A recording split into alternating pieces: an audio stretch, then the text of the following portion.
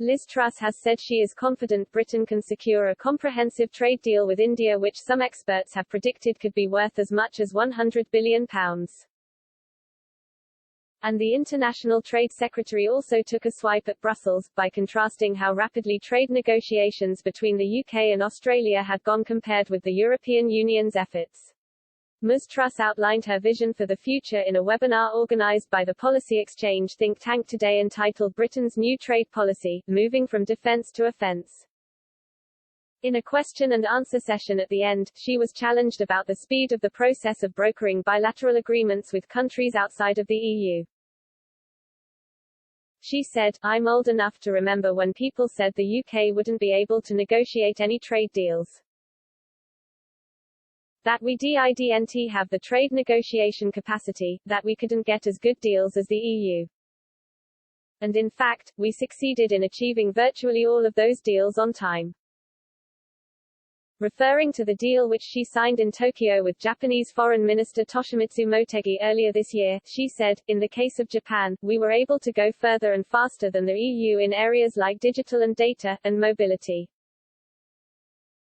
In remarks aimed at European Commission President Ursula von der Leyen, Ms. Truss said, "We've got to agreement in principle, with Australia, that took us under 1 year. I believe the EU is still in negotiations with Australia after 4 years. So I think we're making very good progress." Where critics had previously suggested Britain was moving too fast in a bid to try and tie up deals, the accusation now seemed to be that it was not moving fast enough, Ms. Truss pointed out. She added, "I would say we're a bit like Goldilocks. We're doing it just at the right speed to secure the full UK interest, particularly in areas like digital and services that are so important to our economy, whilst remaining nimble, so we are able to access these opportunities as soon as possible." Responding to a suggestion that any deal with India, led by Prime Minister Narendra Modi, would in effect be a piecemeal affair consisting of a number of smaller agreements, she said, "Just to be clear, the India deal will be a fully comprehensive deal. I had a very good discussion with Piyush Goyal, my counterpart yesterday. H is very clear and I'm very clear on that."